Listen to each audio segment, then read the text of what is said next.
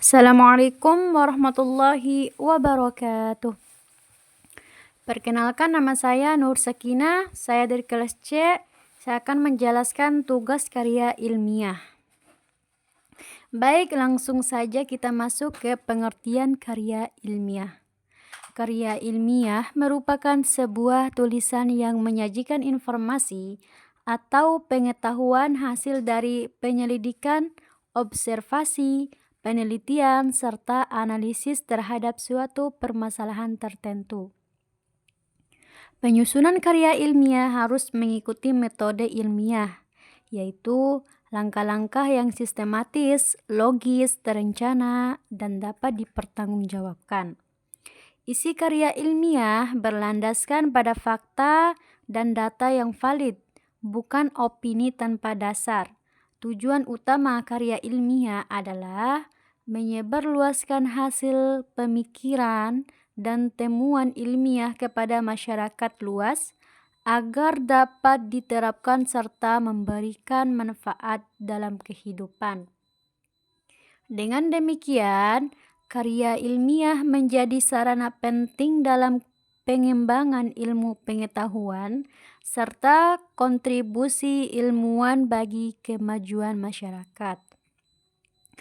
Baik, kita masuk ke ciri-ciri karya ilmiah. Yang pertama yaitu objektif. Objektif berarti sesuai dengan keadaan yang sebenarnya, tanpa dipengaruhi pendapat atau pandangan pribadi. Keobjektifan dalam karya ilmiah ini tampak pada setiap fakta dan data yang diungkapkan, berdasarkan kenyataan yang sebenarnya dan tidak dimanipulasi. Dengan demikian, setiap pernyataan atau simpulan yang disampaikan berdasarkan bukti-bukti yang bisa dipertanggungjawabkan, sehingga siapapun dapat mengecek keberadaannya.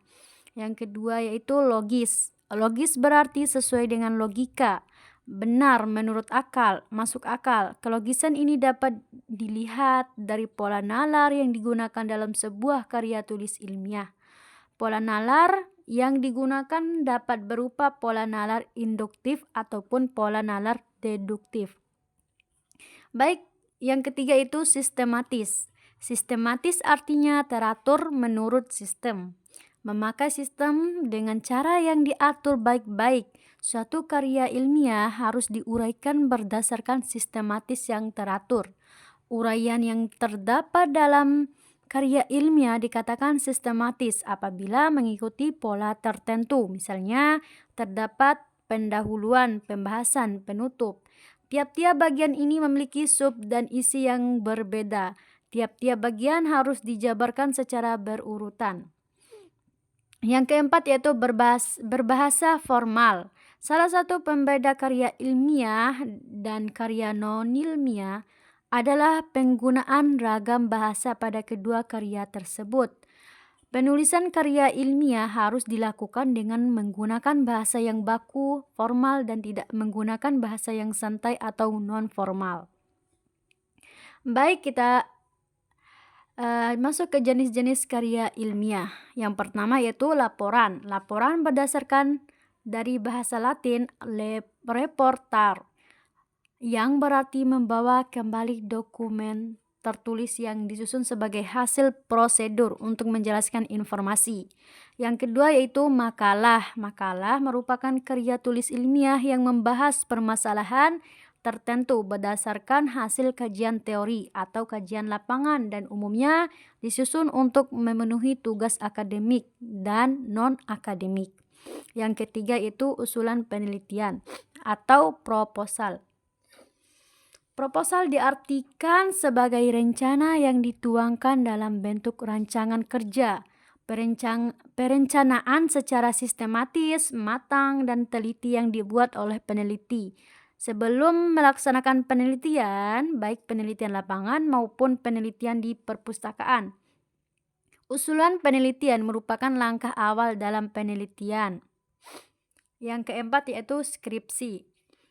Skripsi adalah karya ilmiah yang disusun sebagai tugas akhir oleh mahasiswa atau mahasiswi pada jenjang S1 Isi skripsi adalah hasil penelitian, baik penelitian laboratorium, penelitian lapangan, maupun penelitian pustaka. Hasil penelitian tersebut diolah dan dianalisis berdasarkan teori-teori yang mendukung. Proses penyusunan skripsi dapat dilakukan oleh mahasiswa mendapat bimbingan dari 2 orang dosen pembimbing. Skripsi harus dipertahankan oleh penyusun dalam suatu sidang ujian untuk mendapatkan penilaian dan pengesahan. Yang kelima yaitu tesis. Tesis adalah karya tulis ilmiah yang disusun oleh mahasiswa atau mahasiswi untuk mendapatkan gelar magister pada jenjang pendidikan strata 2 atau S2. Tesis tidak berbeda jauh dengan skripsi dalam hal sumber isinya, prosedur penyusunan hingga pada tahap ujiannya. Yang keenam yaitu disertasi. Disertasi adalah jenis karya tulis ilmiah yang disusun oleh mahasiswa atau mahasiswi untuk mendapatkan gelar doktor pada jenjang pendidikan strata 3 atau S3. Baik, kita masuk ke sistematika penulisan karya ilmiah. Penjelasan tadi telah menyinggung bahwa sistematika atau struktur karya tulis ilmiah berbeda satu dengan yang lainnya. Artinya, setiap jenis karya ilmiah ini memiliki karakteristik sendiri-sendiri. Perbedaan sistematika tersebut terlihat pada komposisi item penyusun tiap-tiap karya dan dapat juga berbeda pada terminologi yang digunakan. Perbedaan tersebut salah satunya disebabkan adanya panduan atau pedoman penulisan yang berlaku pada suatu instansi. Akan tetapi secara garis besar, sistematika atau struktur karya ilmiah terdiri atas beberapa bagian utama, yaitu yang pertama kata pengantar, yang kedua yaitu daftar isi, yang ketiga pendahuluan, yang keempat landasan teori, yang kelima hasil penelitian dan pembahasan, dan yang keenam simpulan dan saran, dan yang ketujuh daftar pustaka. Baik, kita masuk ke yang terakhir, kesimpulan. Karya ilmiah adalah tulisan yang berisi hasil penelitian atau pengamatan yang disusun secara sistematis dengan metode ilmiah, sehingga informasi yang disampaikan dapat dipertanggungjawabkan dan bermanfaat bagi pengembangan ilmu pengetahuan. Baik, terima kasih. Sekian dari saya, lebih dan kurangnya saya mohon maaf. Wassalamualaikum warahmatullahi wabarakatuh.